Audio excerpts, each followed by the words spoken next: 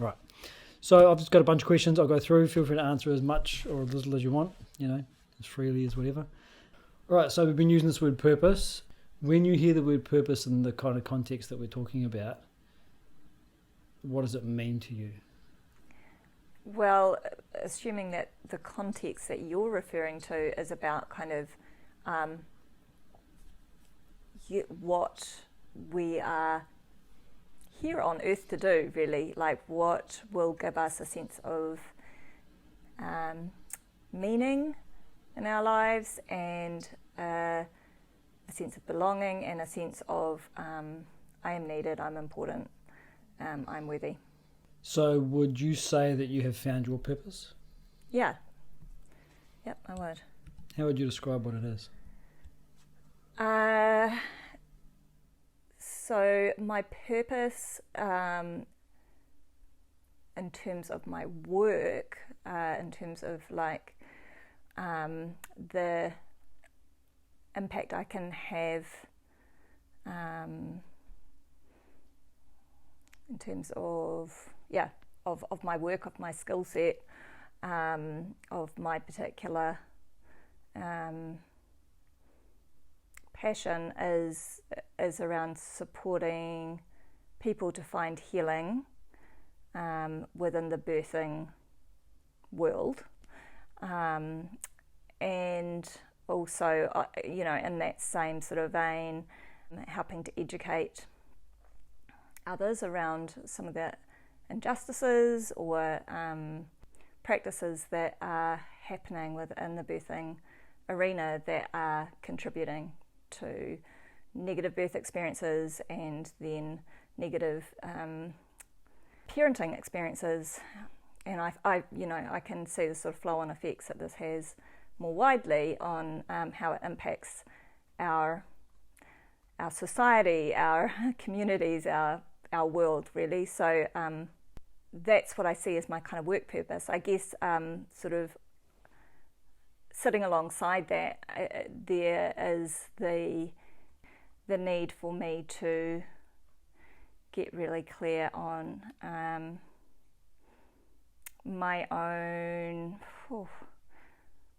like to really understand myself. So I feel like alongside being able to do that, I also have to work on self-growth, self-understanding, etc., to really be able to step into that work role fully. So would you say that you have then a dual purpose? Or do you feel like you have a singular purpose and one comes under the umbrella of the other? I mean, I only just, it was only as I was sort of, as I was sitting here talking this through with you, that it came to me that, I guess when we talk about purpose generally, we tend to think of like our purpose around our work, and work in our culture is what you do to make a living and to but there's also this other side of work, I guess, that comes into that, and that's sort of self-work, which is a different sort of work. So, and I think, I guess it is a dual purpose. It is a dual purpose. They both need to exist. Yeah. So how did you come to discover your purpose? Was there a moment where you realised it? Was it a growing thing? And how did it come about?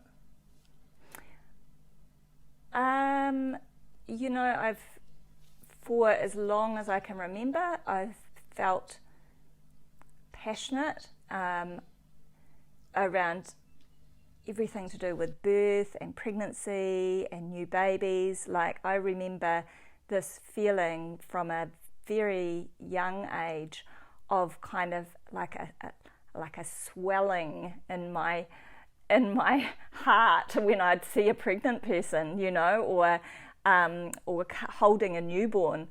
It was always just like this, like, wow,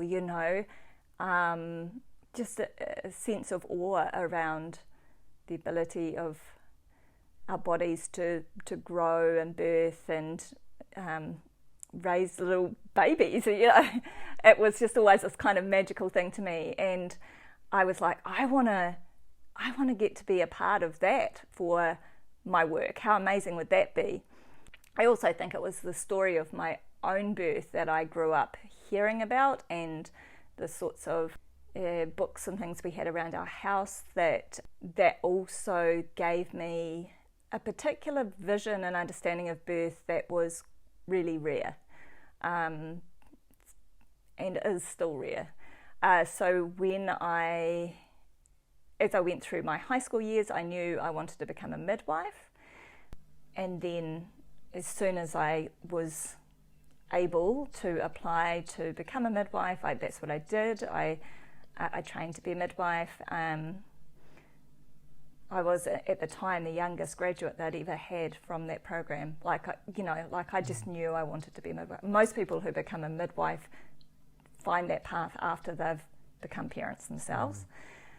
But yeah, and actually the realities of what birth was like for most people, I discovered as a student midwife and then as a midwife, was a far cry from what I understood birth to be, and the meaning of birth and the importance of birth. And in fact, I was really quite shocked by what I was witnessing was happening within the hospital system, or the system at large, what new mothers were expected, or new parents, wasn't just mothers, were expected to kind of suck up and tolerate and get on with minimal support. And yeah, I wasn't coping all that well, to be honest. Like, I loved aspects of my role as a midwife, but there was a lot that I found really difficult. I felt bad that I was too immature to really understand how to speak up against injustices that I saw going on, to advocate for women who are under my care, because I felt intimidated by the doctors or the more experienced midwives, etc. So eventually, sort of fast forward a few years, I gave up midwifery. I became a solo mum to my daughter, and that kind of meant I couldn't really practice midwifery anymore. And I didn't want to go back to midwifery for those kind of reasons I'm talking about here. But I knew I wanted to work in the field of birth, and I wanted more people to experience birth like it was for me, etc. And I just kind of organically stumbled upon working with people around birth trauma. So when did you say that you would know what your purpose was? When you were applying for midwife college, Did you know what your purpose was at that point? Do you feel like, yeah, I knew it then, and it's the same purpose that I had now? I felt like I knew it at 13, 14. 13. Were you in any sort of conscious seeking of it, do you think? Yep. Yes. Yeah. You know what? I remember going to a talk at school that was put on for us for those who might be interested in going to medical school, right? Like, this was when I was maybe 13 or 14, and feeling very overwhelmed with what it would take to become a doctor, because at that time I was thinking, if I want to work in birth, I've got to be a birth doctor, I've got to be an obstetrician. So when this talk came up around med school, it's like, yeah, I'll go to that.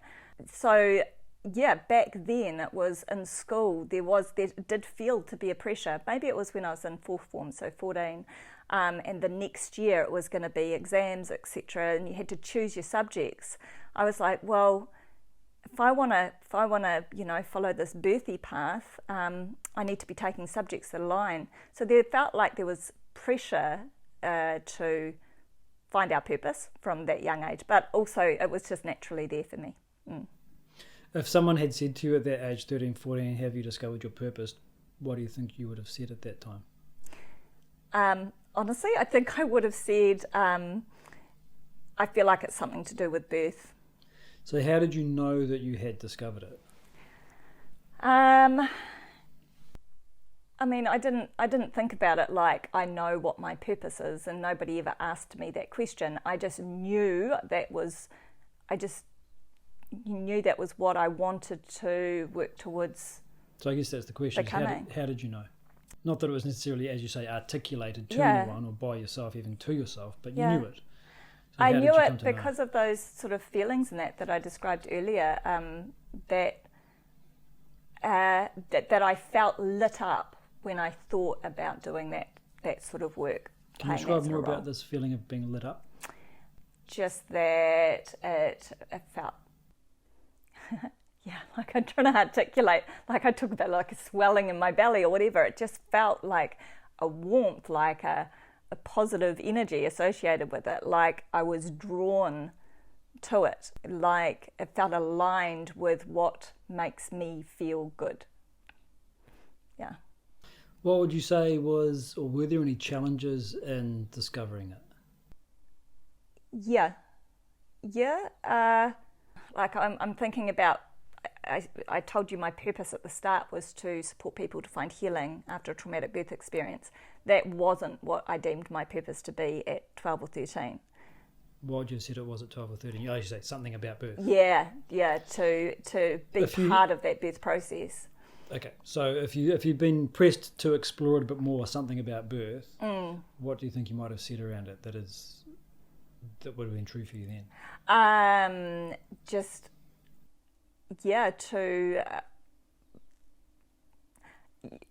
It doesn't really sound like work, but to just be present, just to be a part of that journey. Yeah. As you say, it's taken different forms at different times. It started with being a midwife, and then it's become working with people who have had traumatic births. Yeah. But it's the same fundamental. Yeah, it is. Yeah. So there's something. Yeah.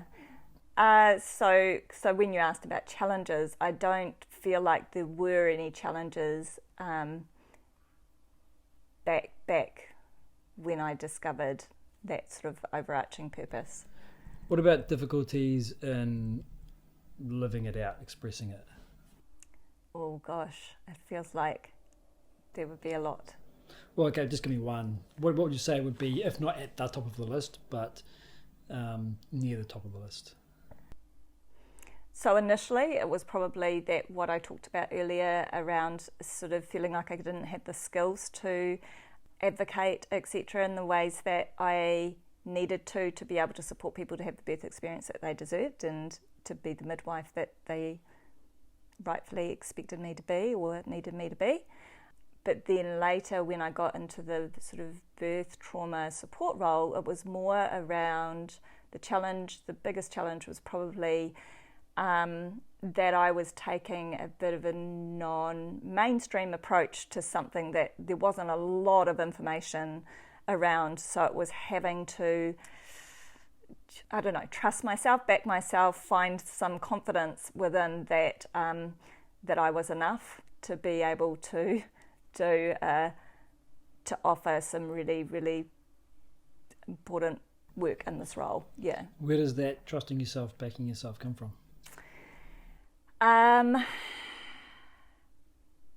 From the feedback, I guess, that I was getting from people. So back when I first started working, like my first dabbles in working with people who had experienced traumatic birth, it was my sister was working with new mums, and she was coming across many, many stories of people who'd had traumatic births, and she didn't know how to support them or what to say to them or do. And she said to me, being a midwife, Carla, what do I say? Where do I send them for further support and guidance? And I was like, I don't know a lot about birth trauma, but if they want to come and share their story with me, I'm happy to listen. I don't know if I'll have any advice to offer, etc. And so a few people did that. They came and shared their story, and maybe it was just a natural skill of mine, but I was able to hold really safe space for them to share honestly with me about what had gone on. And I didn't undermine their experience, which is what most people get when they share their traumatic birth stories, is, focus on the positives, at least you've got a healthy baby, I didn't do that. I said, gee, that sounds really hard, I'm so sorry you went through that. And that in itself was huge for these women. One of them I was seeing more of, because we were both placenta mums together, and she wanted to get pregnant again and wanted her birth to be really different next time. So we had more conversations, and she went on to have this incredibly positive, empowering, beautiful home birth experience, and that was largely because of the support I had offered her around finding a midwife that was aligned, around her understanding that, she wasn't a failure because of what she'd been led to believe from her first birth and that sort of thing. And I was like, gee, that felt awesome. That felt awesome to be a part of that. Is it that same kind of lit up feeling you're talking about? Yeah, absolutely. Same kind of lit up feeling. But so just to sort of finish answering that question, because I didn't know much, but I was getting a little taste of what could be helpful, I conducted a survey. I didn't expect to get many responses. In fact, I got a heap of responses. I got 319 responses to this quite in-depth survey that I conducted, and that gave me a whole lot of information and understandings about what the support needs were of people, and I realised I have the ability to fill some of that gap with my midwifery knowledge and my compassionate nature, my ability to hold space for people.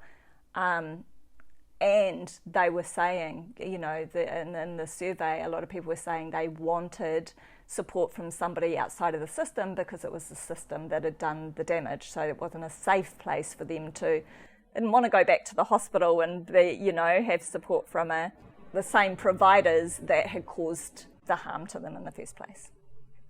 So one of the ways that we've described purpose is sort of like an overall mission for your life, something that guides and ties together many, or I would say all of our activities and goals, sort of like a North Star.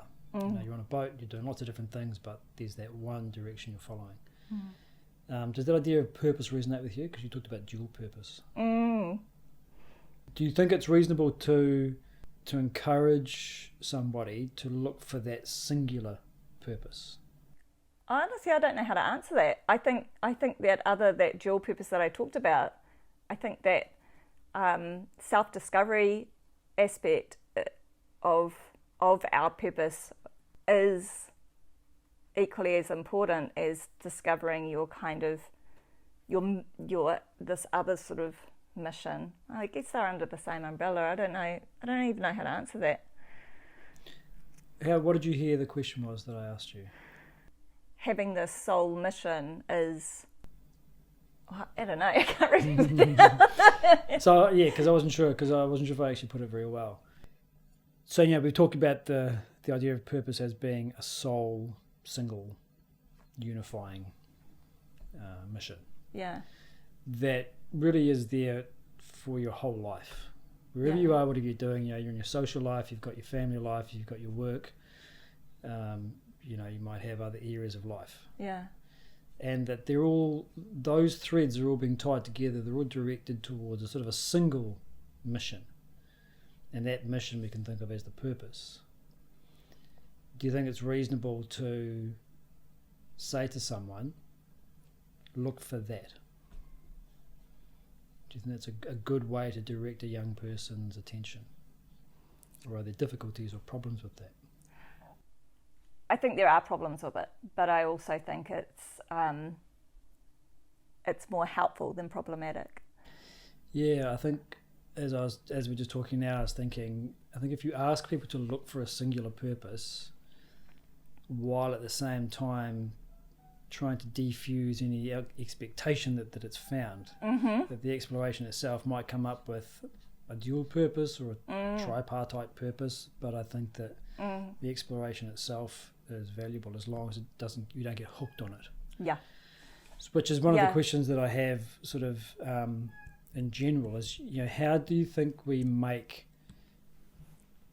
make sure that the idea of discovering your purpose doesn't just become another burden or a headache, another expectation, another I have to, that it doesn't just add pressure rather than give you sort of inspiring motivation or direction. Yeah, and I think this is the most problematic piece, is that pressure, expectation we put on ourselves. And like I said earlier, like it's certainly in schools and that is this expectation that we're going to know our career path, at least, you know, by the time we finish high school. And the expectation ordinarily is that you go and study whatever you need to study in order to be able to fulfill that role, you know, from immediately when you leave high school. So that is the main problem I see, is this kind of pressure piece. But I think we do want to have, I think most of us do want to understand ourselves to that degree, want to follow a path that feels right and aligned. So how do you make sure that exploration to find purpose, if it's being encouraged, doesn't become that burden or expectation? Well, one way would be to say, you know, this might be a lifelong mission. It might not be something that you know by the end of this course or by the end of high school or by the, you know, it might shift and change even if you do discover what you see as your purpose at this stage. Yeah, I think also, as we were saying, I think if you really emphasise that it is the search for your purpose that is more important than finding it. That absolutely, yes. Yeah. The search itself has benefits even if you don't find it. Yeah. All right, so I want to move on to another concept that's part of the module that we're creating, and it's the idea of a unique nature. So when we talk about a unique nature, we're talking about the way that your personality is built. Now, whether it's by pure nature or a combination of nature or nurture is irrelevant. The point is that you've got a core identity made up of certain inclinations, interests, natural talents, likes and dislikes that are basically with you now, and they're pretty stable, they're pretty long term. You know, I always give the example of the Swami that I studied under. From a very young age, right the way through to his 90s, cricket. You know, that interest was part of his personality. Mm-hmm. So this is the idea of a unique nature. Do you have a sense of what characterises you fundamentally in terms of that unique nature? Yep, certainly pieces of it. You know, what would you be willing to share along those lines? I know that compassion, empathy, those sorts of traits are definitely a core part of my nature. That I'm a people person. You know, it's a give and receive sort of experience when I work with others, talk with others. Something that around sort of intuition or sort of being in flow, a bit of that sort of, I don't know, more kind of feminine qualities, I think help, you know, a part of my core kind of nature that supports me in this. How would you say you came to know those parts of yourself and to recognise that they are part of your core? How did I come to know them? So partly through people's feedback again, so reflections of, you know, how I'm being perceived, received by others. Partly because of the sort of people and life choices and that I'm drawn to. It's like, well, I know that's because of my compassionate nature. Sometimes it's because of the resistances I experience internally towards things that are not aligned. So that sort of points, again, sort of, yeah. Would you say that there's an important relationship between finding your purpose and that unique nature? 100%. What is that relationship? That when I tried to describe earlier about that sense of like a swelling in my belly or my heart or whatever it was, that, or how lit up I felt, or the sense of joy I gained from seeing the difference that I made through something really simple as listening to somebody share their story. You know, like that is why I am good in my role, is because it's so aligned with my nature. That is why it's my calling, is because it's me. It's not me playing a particular role or trying to force myself to fit a mold. It's where I naturally want to serve, and yeah. So there's an important role, there's an important relationship then between feeling that you are living your purpose and allowing your unique nature to fully express. Yeah. I think they are incredibly aligned, like very important. Yeah. So this is something that one of my other interviewees suggested, so I'm interested in your thoughts on this. His idea was that it's putting things in the right order. He says, first of all, it's important for you to know your identity. And then once you know what your identity is, then that sets you up for discovering your purpose. Do you feel the same way, or do you think that is it around the other way, or is there some other kind of relationship? I agree. I don't know that that's necessarily how it happened for me, or not, certainly not in a sort of conscious or not in a conscious way, or through being supported, guided in that sort of way. But yes, I would agree that would be a really helpful kind of format.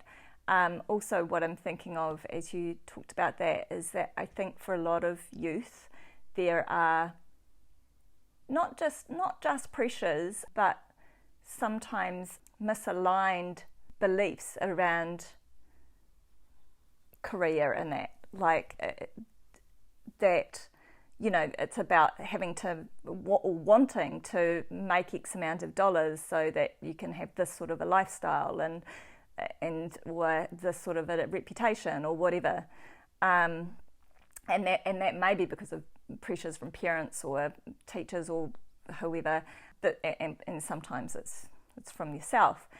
So yeah, I think it's, you know, you're also combating that, but I think that doing that work, helping people to understand what's aligned for them, not what they think they should do, but rather what they.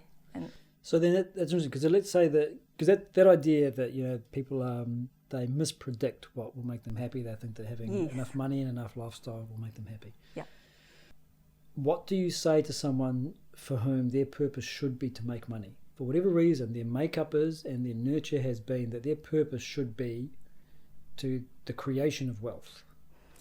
How do you make them find that in an environment that might be otherwise saying money's not everything? How do they go through that level of conditioning and say, yeah, that's right, but for me, money making is really where I should be putting my attention?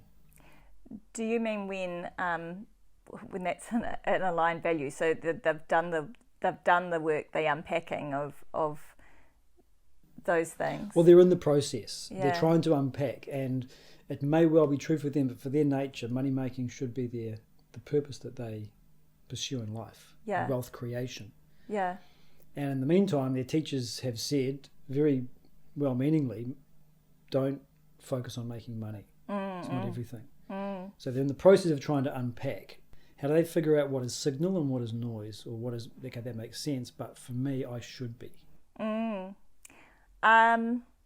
I guess it is a matter of, like, same for the other way around. Like, I'm saying there's pressures on people to make money and to have, you know, be a doctor or a lawyer or whatever, when that they might, have a completely different nature or idea of what would serve them in terms of their mission in life.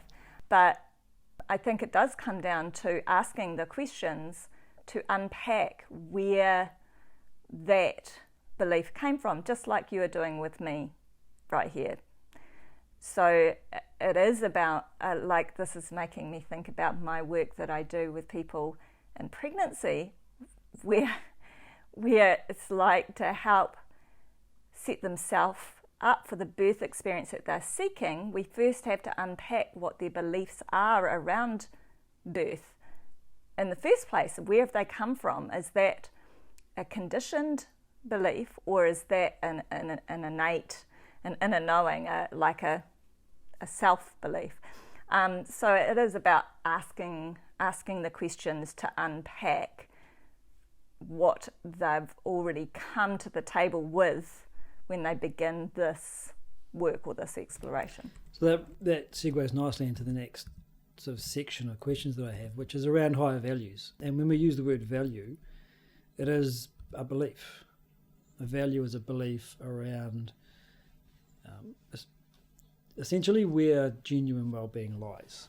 Okay, that's one of the frameworks we're using to describe what a belief is. So a higher value then, we can think of it perhaps as those values that you recognise are worth striving to live more and more fully. Higher values are those ones, because you recognise there's genuine well-being there. What would you say would be one higher value that you think is central to the work you're doing that you consider to be purposeful? Authenticity. What would you say that refers to? What is it? Unpack that for me. To be living life or making decisions or serving in a way or working in a way that is true and honest and aligned for what is me. Not what I think I should be or what I'm told I should be or what I've been led to believe. There's none of this shoulding. It's just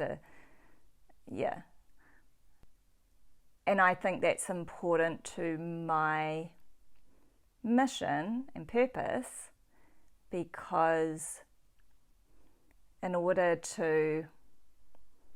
that's what I'm essentially guiding others to find for themselves, right? Like as to birth or mother or be in the world in a way that is true for them rather than as meeting other people's expectations. So that explains really well how that value fits into the expression of your purpose. Mm-hmm. Would you say that value or any other value that is relevant fits into the discovery of it? Yeah. Yes. Well, using that example, authenticity, we were just talking before about how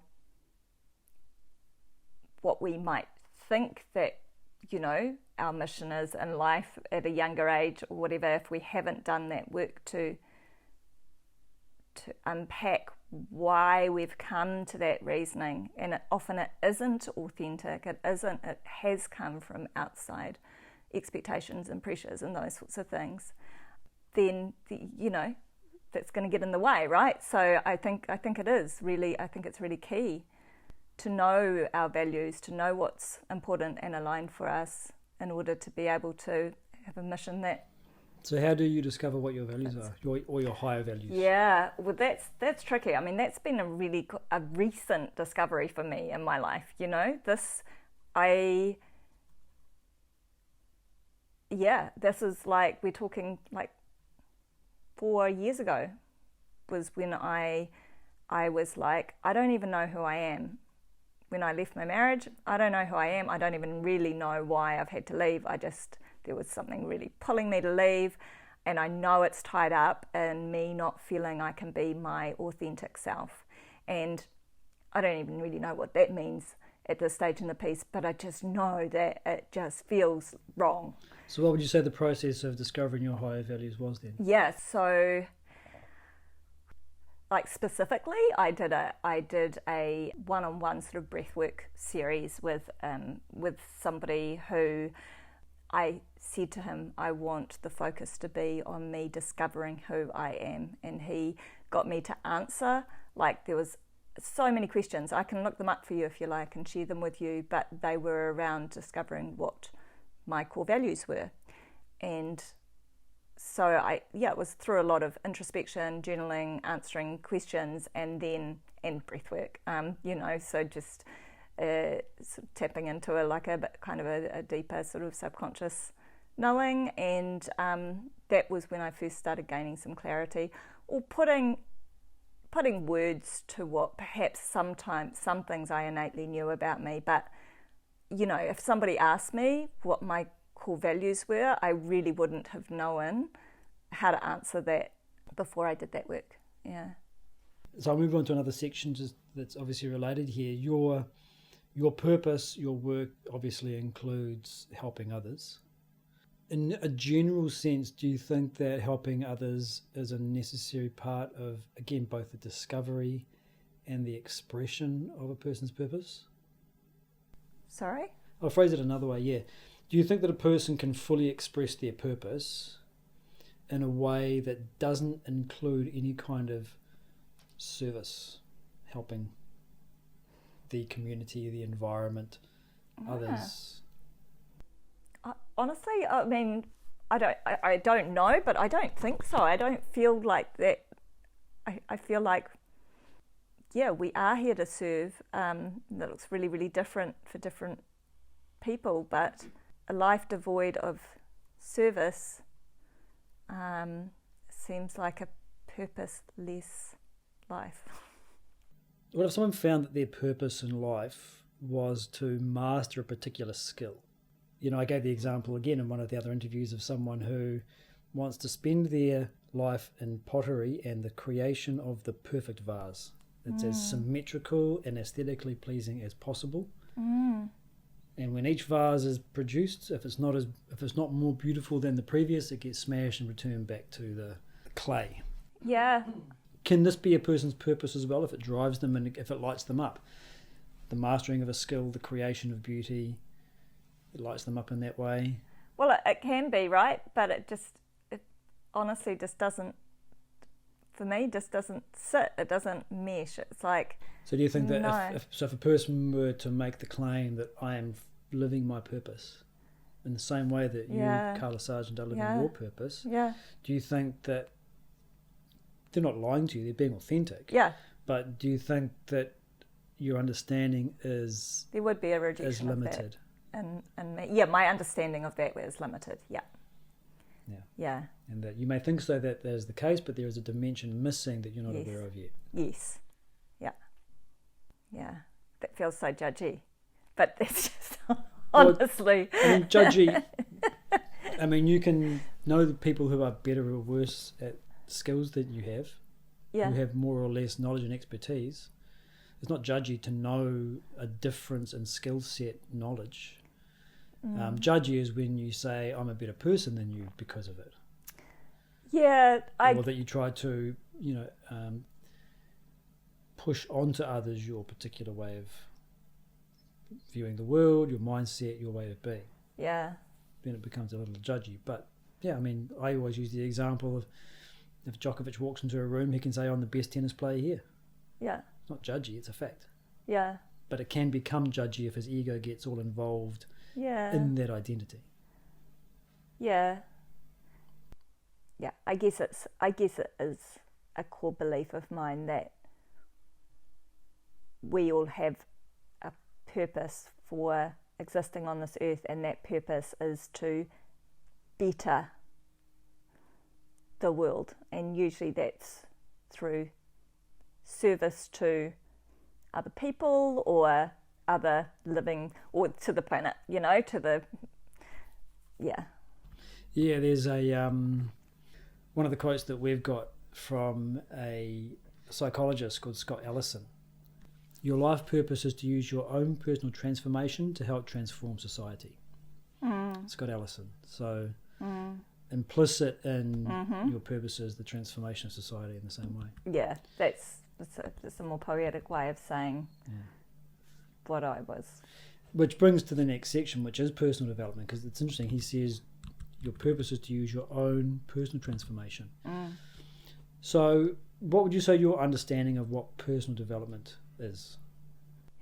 Yeah, it's unpacking that which is, distinguishing that which is authentically ours versus that which has been part of our conditioning or our fear responses, etc.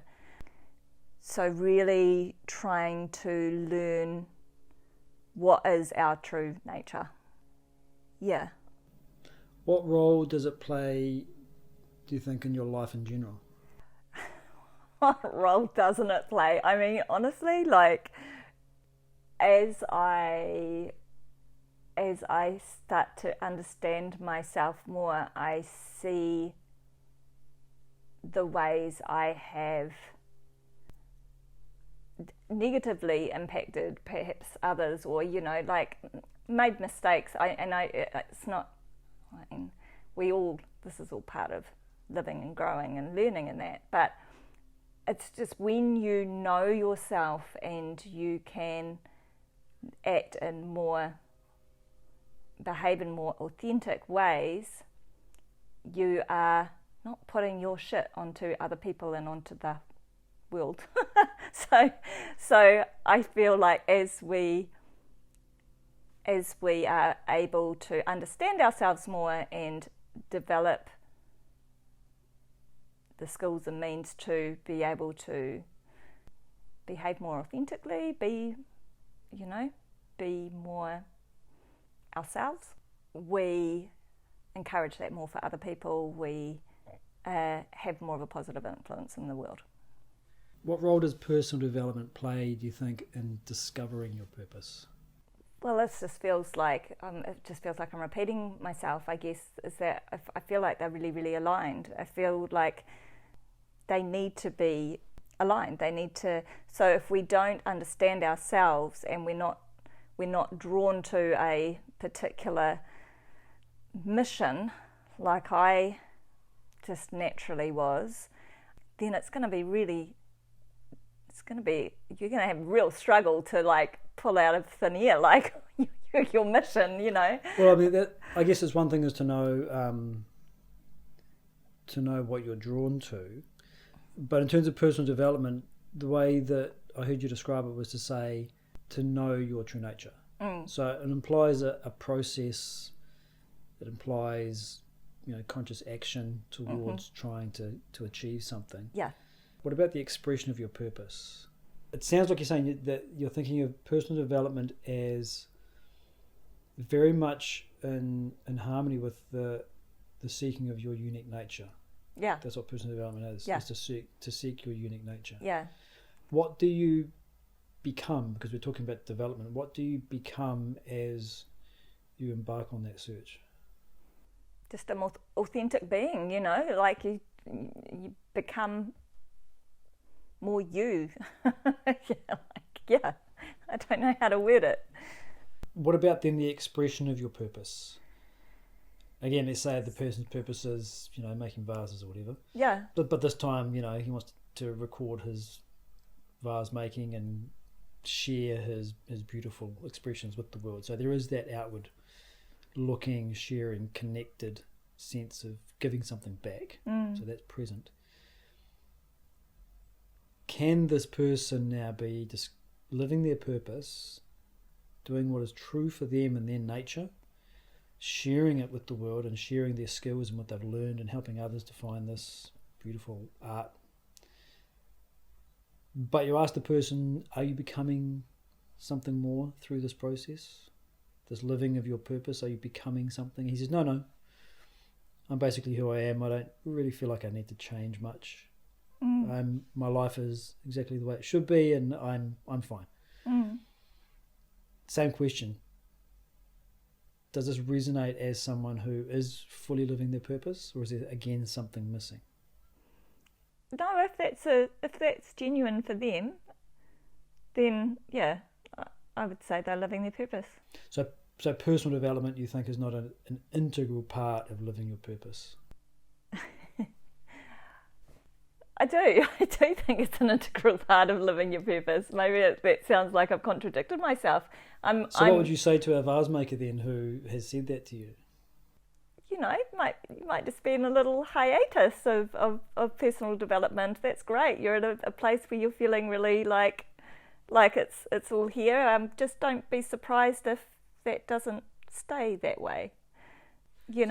Be prepared for the potential for you to grow dissatisfied.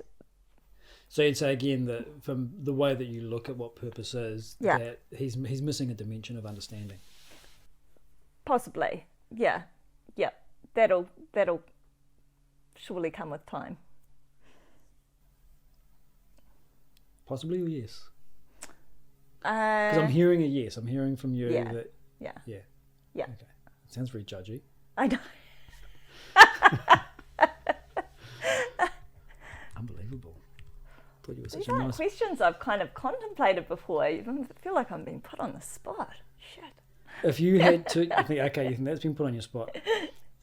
Okay, so you talked earlier on about having a dual purpose. One is the healing of those who have gone through traumatic birth experiences. And the second is your own personal development journey. Yeah. Or self-knowledge journey. Yeah. If you had to give one of those up... No, don't say it. Which one would you give up? Well, the practical, the mother in me, the person who has to survive on this planet and feed my animals, and You just won the lottery. I've just won the lottery. So money isn't an issue. Money's not an issue. Then personal development would be the more important. Yeah. So would you say then that is your primary purpose, and that the second aspect of helping those in the birth world is a part of that larger? Yeah, I do. That is how it is for me. Like, I sort of see I can't fully serve in the way, like, I can't enact my mission without that other piece. Yeah. So, if I had to give one up, it would have to be the work, the birth work, because that can't really exist without that other one. Yeah. And even I suspect, the way I look at it, I suspect that you can try and give it up, but you probably can't. Yeah. In the same way that cats can't give up cleaning themselves, birds can't give up singing. Yeah. If it's your nature, it'll just fall out of you. Yeah. In one way or another. Yeah. So we've been talking about discovering your purpose, which implies that it has some basis in some more fundamental reality, and it's just waiting for you to discover it. So there's an assumption that needs to be questioned. So how do we question it? Do you think purpose is discovered, or do you think it is created? Oh, yeah, good question. Like, my initial response is that it's discovered. I do feel like we have an innate purpose. We've just got to discover it. So there is a fundamental reality underlying purpose in which it's grounded. Yeah, and that might not be a specific purpose, but a more general. Like, my purpose might be to help others who are experiencing difficulties. I don't know, Yeah, it's great. I was speaking to Kane Bradley yesterday, and with the same question, and he described his purpose as connecting others. And you can do that in so many different ways, but that's his fundamental purpose, is where he goes, he likes to connect people. And he's an entrepreneur, which means that he sees opportunity. So that's his fundamental function, if you like, as an opportunity seeker and a person connector. Yeah. So I would say mine is that sort of helping role, right? Like, which fits beautifully with that compassionate sort of nature.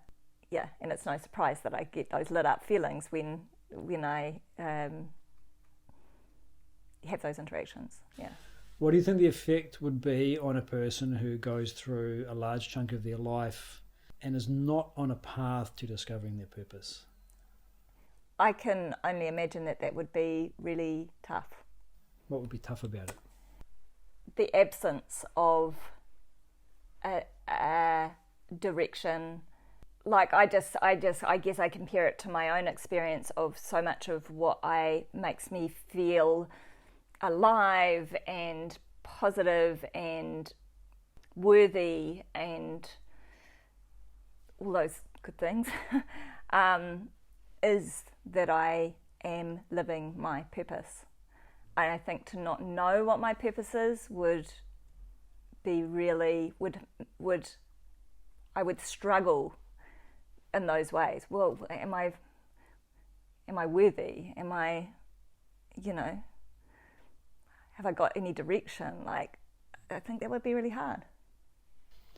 What advice would you give to a young person, and let's say it's the year before the final year of high school, who has their own natural interest in looking to discover their purpose, so it's coming from within them, and they want some advice? What's one piece of advice you'd give in terms of how to discover it?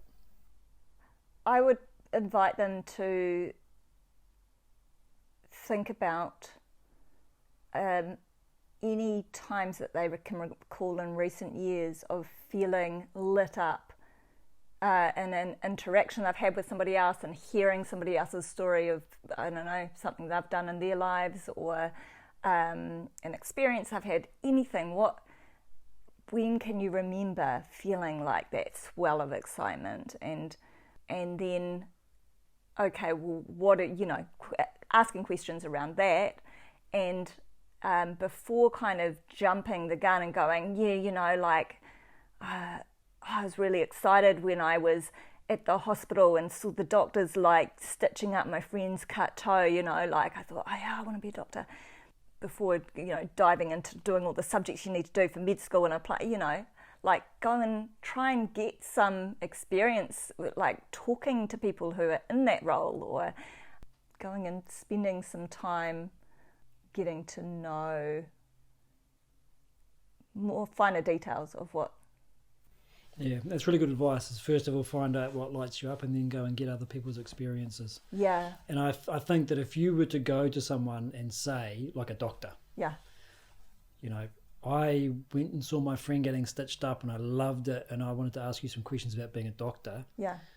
I mean, that doctor's going to love talking to you. Yeah, People love talking about that kind of stuff. Yeah. I'm so happy to get those questions. Yeah. So it's a really good way to get good information, because when the person starts to speak, you'll get a lot of information out of them because they're so willing to share it. People love talking about what they're good at, what they do, what they like. So yeah. All right, and that comes to the end of our prepared questions. You got any other questions you think are useful, or that things you want to touch on in the whole subject? No, that was good. So yeah, appreciate your time today. Appreciate you answering these questions. It was really good. Thank you. Yep.